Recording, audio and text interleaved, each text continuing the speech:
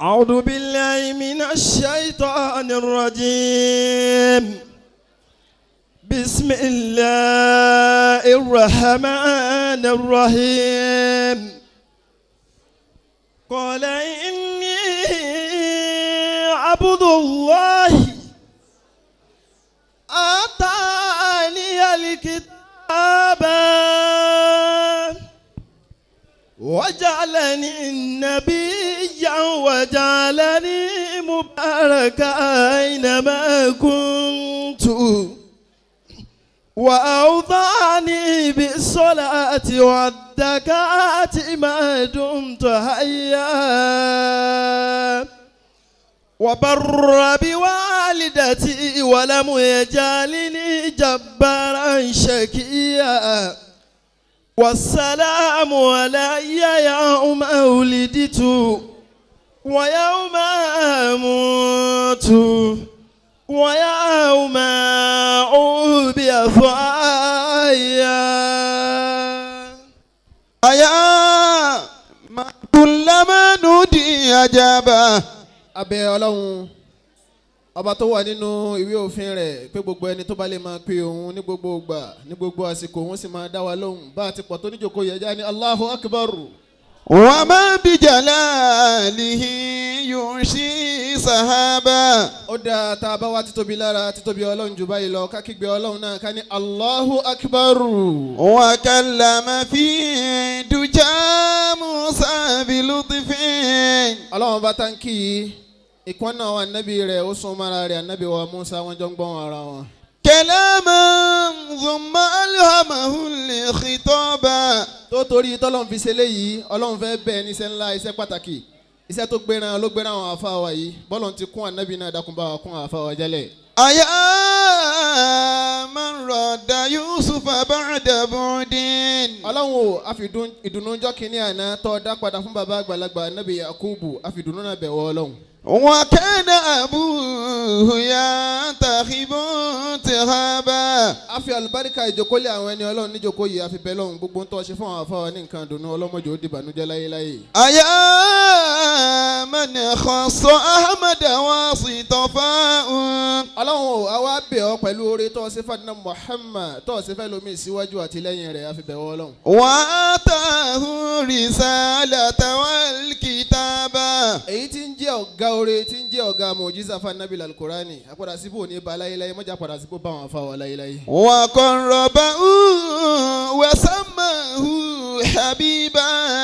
bá a ti ń ṣe fáwọn afáwa ní gbogbo àwọn afá àti abáńkálẹ̀ àtàwọn tán bá wa mọ́jà má padà síbò láyéláyé ọlọ́run. وعتق بشفاعته رقابا. bá a ti ń ṣe fún gbogbo àwọn afáwa níjòkó gbogbo àwa tá a bá ṣe àmín ọlọ́run jó rí bẹ́ẹ̀ fẹ́ ní kọ̀ọ̀kan wa náà. لك الفضل المبين على عطائي ألم كمي منعت به وطافت ثواب الله. منعت به وضعفت ثوابا. abẹ́ Olúwa lórí Ọlọ́run kẹ́mi. Àmín. abẹ́ Olúwa Àmín. lórí Ọlọ́run kẹ́mi. Àmín. má jẹ́ kan sí wí má jẹ́ kan sí sọ nídìí iṣẹ́ Olúwa. àmín. Àwọn bẹ̀ Olúwa. àmín. Lórí Ọlọ́run kẹ́mi. àmín. Àwọn bẹ̀ Olúwa. àmín. lórí Ọlọ́run kẹ́mi.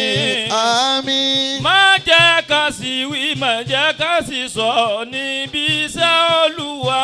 àmín. nílé Ọlọ́run kẹ́mi.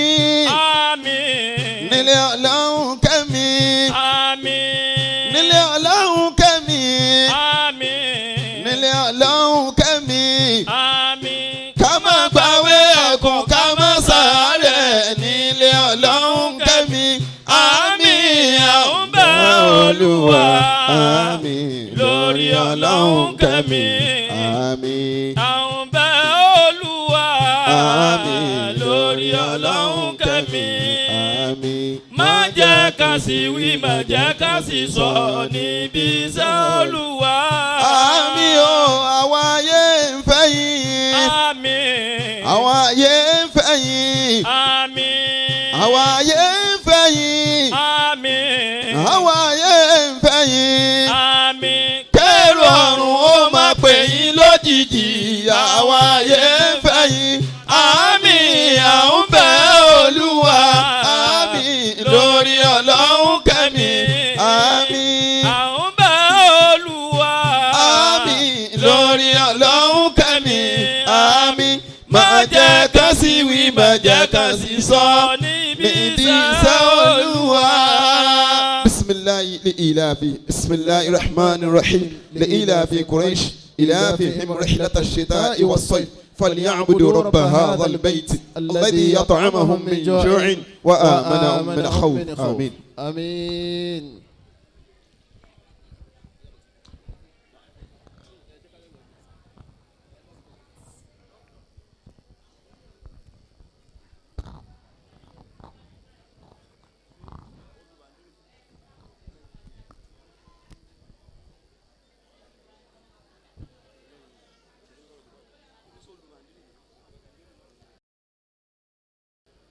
أعوذ بالله من الشيطان الرجيم. بسم الله الرحمن الرحيم. أعوذ بالله من الشيطان الرجيم بسم الله الرحمن الرحيم.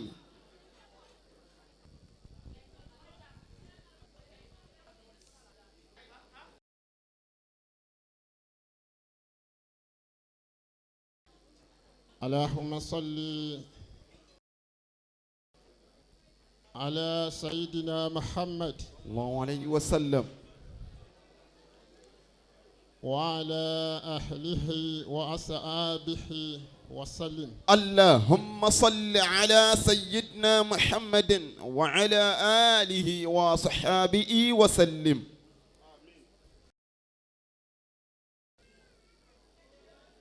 Aki Ọlọ́run. Allahu Akbar. Mo rò pé n ta wá ṣe náà ní kì bá dáa kájọ kí dáadáa bẹ́ẹ̀. Allahu Akbar. Ẹ filẹ̀ ẹ má le àṣẹ àwọn tó jókòó yìí lè gba owó láti bẹ̀rù síbí. Ó sì lè ṣẹlẹ̀ ní dúró yìí náà bẹ́ẹ̀. Bí ò ní di aràn yàn wá. Ṣáájú ká tó máa kí gbogbo ẹ̀yin ẹ̀ lárí Ọlọ́run tẹ́ wà ní ìjókòó Maulidi Nabi yìí ní. Allahu alayhi wa sallam. Igi bá tutù ẹyẹ tó bá bà sínú igi náà yóò pẹ́ ju bí ẹ ṣe rò pé yóò pẹ́ ń bẹ̀ lọ. Tọ́lọ́mbá ní kí ìjókòó Aláàfáà ó padà rí báyìí nílùú yìí àwọn kíyà ẹ̀. Àwọn tó wá jìyà rẹ̀ náà wọlé. Sheikhu. Ń bọ̀. Ayakumullah. Bàbá wa Maritaba Zirkin Lórí. Sheikhu. Annasu fi idmati ila zalazati akzami. Ọba jẹ́ kan ní ọmọ kí wọ́n àfa mẹ́ta dákun torí Ọlọ́run ní sùúrù. Àwọn tó lọ́ọ̀gì ní Ìlọrin fi ń jẹ́ bí ti ń jẹ́. Níjọ́ tá ń lọ ẹwà ń bẹ̀. Torí ẹni tó bá tẹ̀lé wá sí àfa wa àṣàlẹ̀ kòtò tí wọ́n dìde Ọlọ́run jẹ́ wọn sọ̀ láyọ̀. Àmín. Yóò mọ̀ yí pé bàbá wa tó jókòó yìí náà ń bẹ̀ ń jẹta. Insha Allah. Èyí tó parí jù nínú ìfẹ́ Al-Hubbu akthara minal idma. Àbí kò sọ pé afdol minal idma. Ìwà sọ̀kalẹ̀ bá ti kí ọlá nílọrin tí kíkí yín ò jọ kíkí ìlú mi níwọ̀n á kí yín bẹ̀. bẹ́ẹ̀ ni alọ́ọ̀lù kan bàbá wa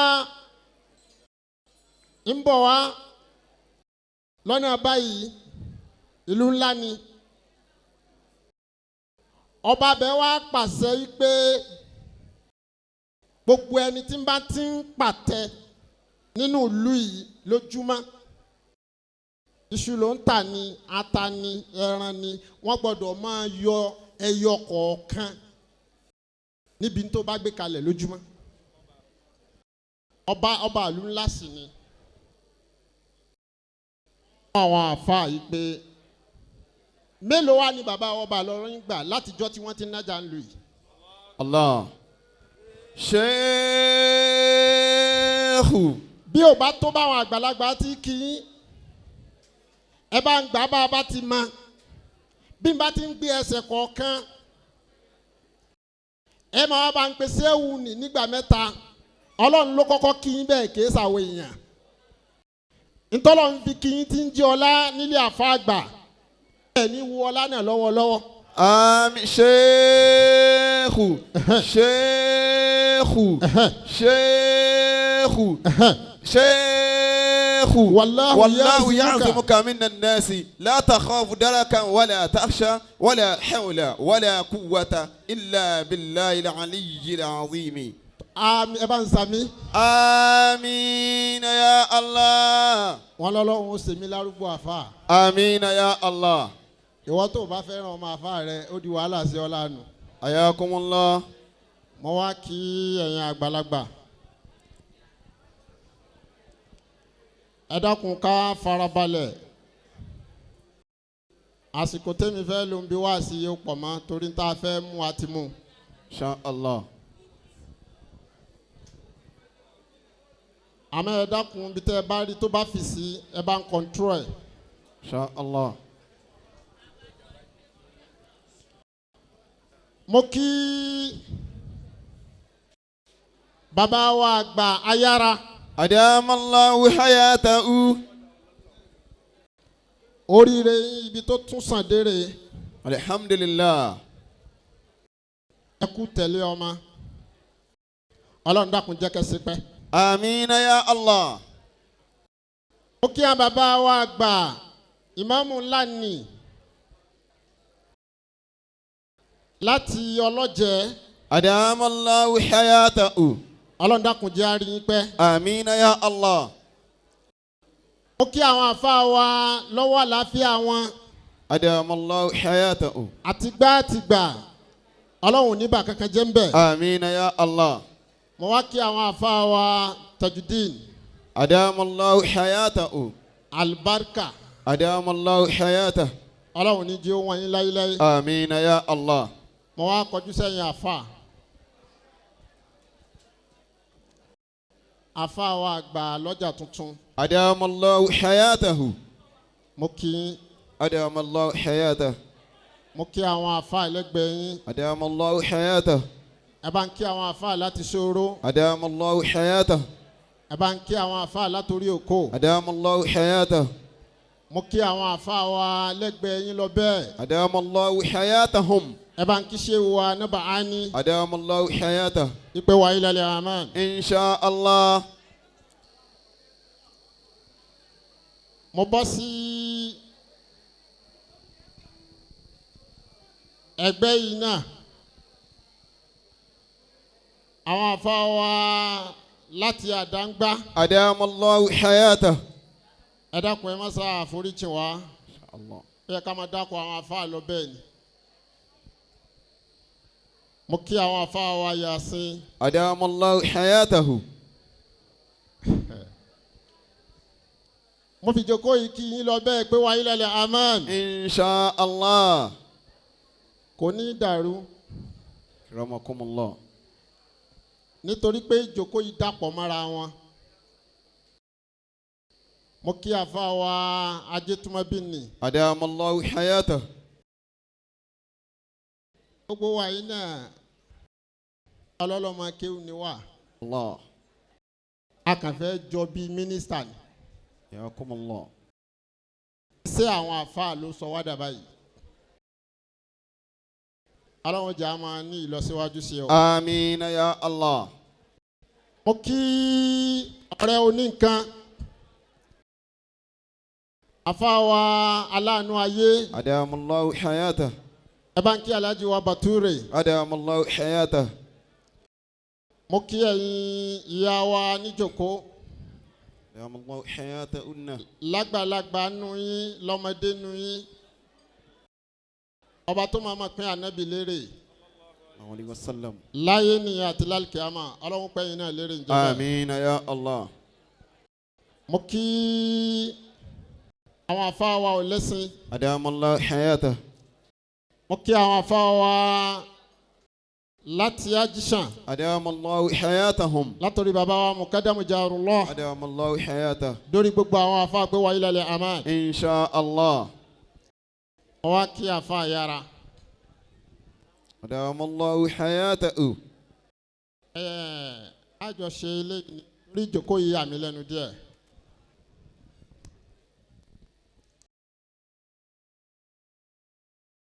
ajab taqadir tán bá ń béèrè pé maulidi dà ẹ fi tẹ́ ṣe yìí ẹ fi sọ ìdùnnú sínú ayé gbogbo àfáàní Allah.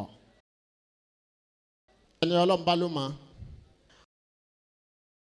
àmọ́ topic mẹ́tẹ̀ẹ̀ta tẹ́ ní káwọn afọ́ treat níyà yín.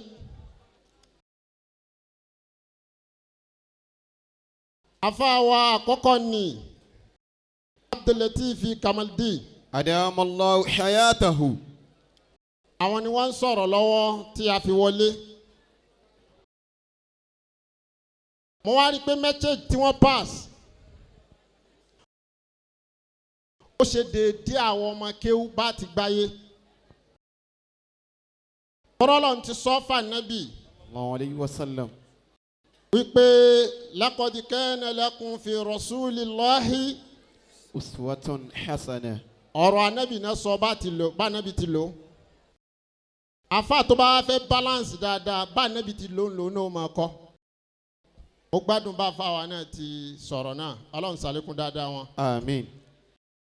ìgbà tí àfa ńlá ni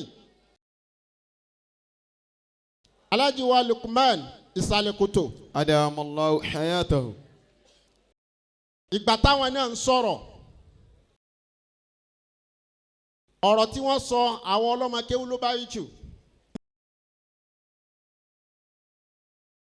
ní tìtorí pé gbogbo ń táyé ọ̀rọ̀ yìí pé yóò padà tẹ̀ wá lọ́wọ́ lókè pẹ̀ yìí iná àlọ́lọ́run fi ń padà ń kí wa wípé a kú iṣẹ́.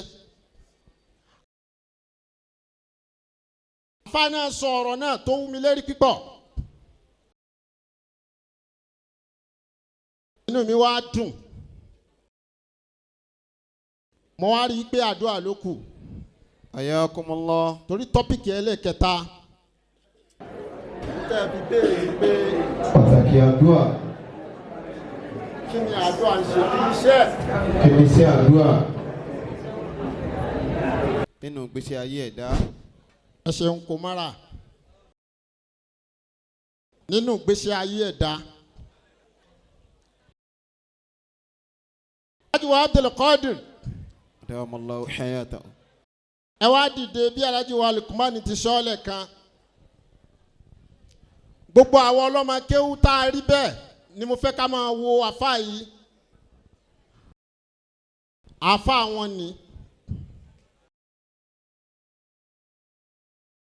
ìwọ tó ti dáa fún tayọ àwọn àfáà rẹ. àwọn tí wọ́n mọ̀rọ̀ sọ wọ́n ní láàsì ìnẹ́ta àṣánù mi ń sì nẹ́tìlẹ̀ àṣábì kàmẹ́ ànàmí ní àjìmálì lìjàmálì ìsìmálì àlẹ́ àdábì wàmá kẹ́nà mí ní hálì lẹ́ àdábì mímẹ́lẹ́ hasabalahu. يبلغ به أدبه مراتب عالي الحسب ولا وسنا لما لا حدب له. àwa ọmọ kéwú tá ń bọ̀ adùn à ń ṣiṣẹ́ nínú ayé wa lọ́wọ́ táyé ò rò pé yóò rí bẹ́ẹ̀. ẹlẹ́kọ̀ọ́ ni kò sí ọ̀ṣọ́ tó tóbi ju ọ̀ṣọ́ tó bá séèyàn nílé tá ti bí yàn lọ. àmọ́ bí ilé tá ṣe bí ẹ bá jẹ́ ilé ńlá ń tó dáa jù kí wọn náà wá ńláńlá ara rẹ kún.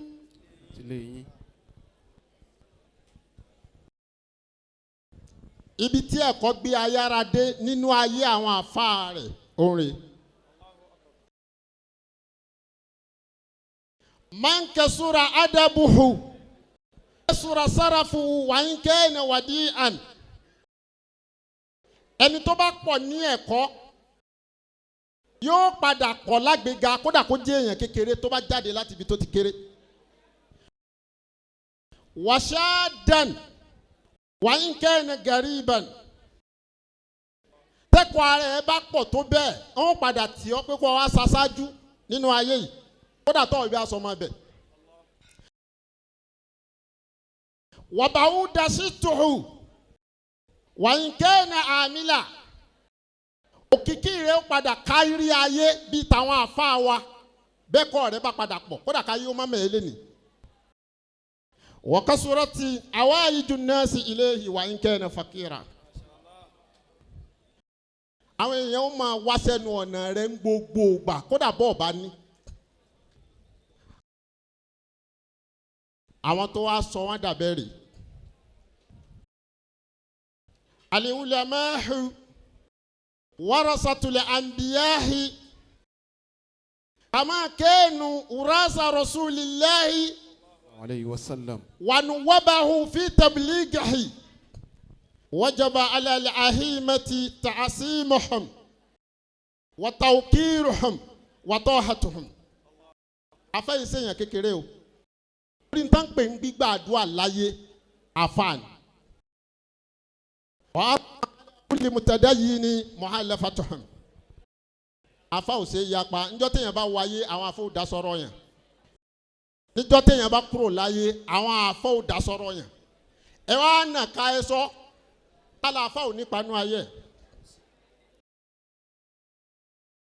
tọ́ bá wá ríra rẹ nínú ọlọ́mọ kéwú láyé lẹ́ni. ó lè jẹ́ àdàbíyà ó lè jẹ́ markasiya ó lè jẹ́ sumura ó lè jẹ́ agbárí gidoma mo mọ̀ pé sáfù yìí náà alibarika bàbá yìí nílọrin. àwọn àfa wọ́n fẹ́ ká sọ wa báyìí. tó bá ríra rẹ nínú ọmọ kéwú. tó bá ríra rẹ nínú ọmọ kéwú àwọn mẹ́rẹ̀ẹ̀rin yìí.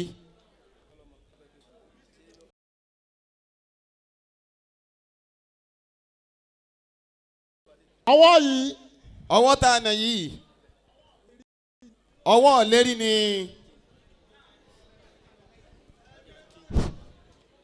má wọrí.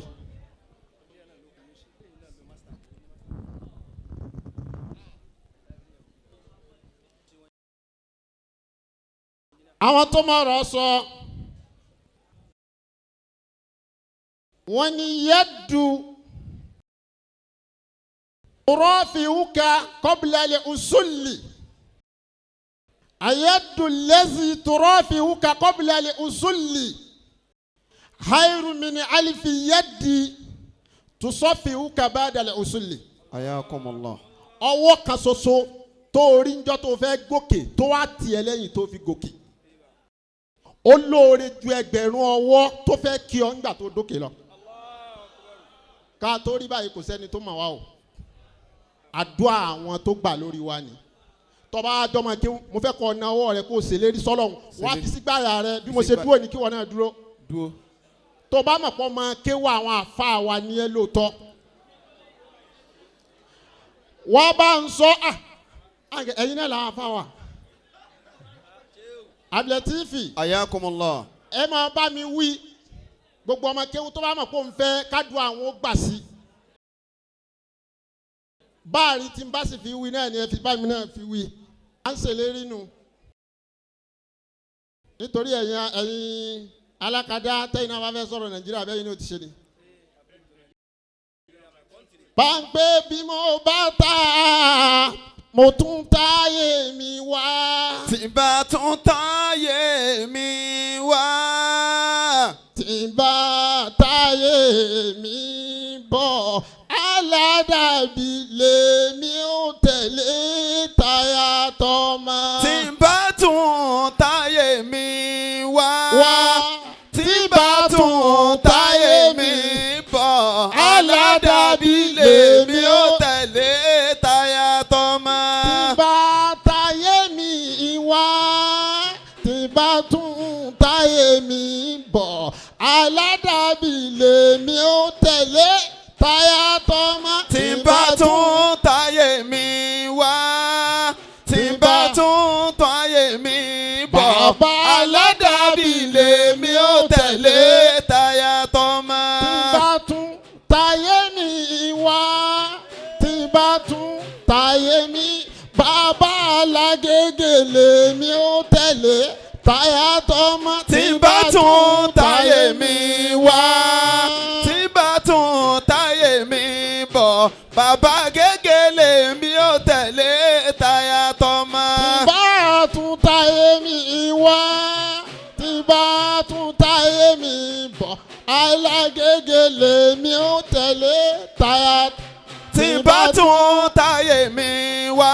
Mekudi. tí bá tún táyé mi bọ̀ Bàbá alágége lèmi ò tẹ̀lé táyà tọ́mọ. tí bá tún táyé mi wá tí bá tún táyé mi bàbá buwaji lèmi ò tẹ̀lé táyà tọ́mọ. tí bá tún táyé mi wá. tí bá tún táyé mi bọ̀ abúwájì lèmi ò tẹ̀lé táyà tọ́mọ. tí mo tún táyé mi wá tí bá tún táyé mi bàbá buwaji lèmi ò tẹ̀lé táyà tọ́mọ. tí bá tún táyé mi wá. tí bá tún táyé mi bàbá abúwájì lèmi ò tẹ̀lé táyà tọ́mọ. ọlọ́run wọlé karama bá ṣe tó lọ́dọ̀ ọlọ́run gbogbo tí ń jáde barika lẹ́nu yẹn lára wa ọlọ́run ní mú kúrò àmín. ọlọ́run afáwájú ọlọ́run. àmín. afáyára àdùáhù wàlì ìbádà ẹ̀dákun kájòkó wàlì ìbádà owó dùáhù bá ń ti ń ṣe yìí ká máa ṣe subahana rabbika. rabbil izzati amma yasifun wa salamun ala al-mursalin walhamdulillahi rabbil alamin.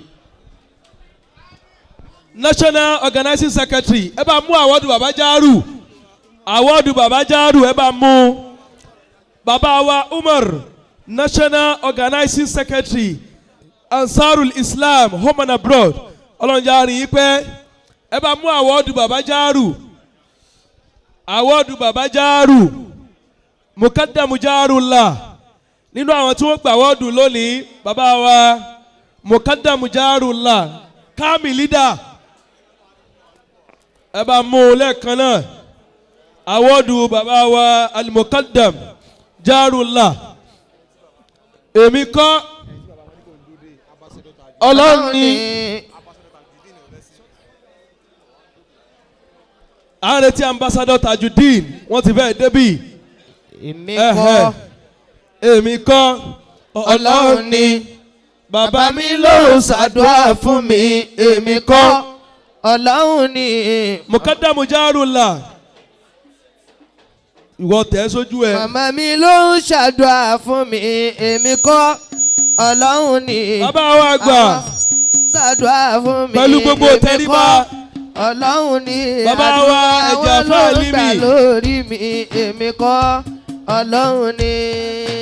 ipa wo ká ajá yára mo ní ipa wo ká káwá béèrè lọ́wọ́ bàbá wa Mọ̀lánà Jaarullah ipe èlò lẹ́fún wa nínú tá a ṣe ní programu yìí òun ni pé àkọ́kọ́ máa pa wá láwọ́dù pé ẹ̀kọ́ mú wọ pé wá ẹ̀ẹ̀kan ṣoṣo kí kálukú wa náà ká adopt style yẹn àwọn ń pè yẹn lẹ́ẹ̀mẹ́ta ẹ̀tún wá ẹni ẹ̀bà fún láwọ́dù ẹ̀ pè é lẹ́ẹ̀kan ṣoṣo ńgbà bá ti dá yín lóhùn ó ti dúpẹ́ náà nù bàbá Jaaru èmi kọ́ ọlọ́run ni. ìjọba tí ò pariwo.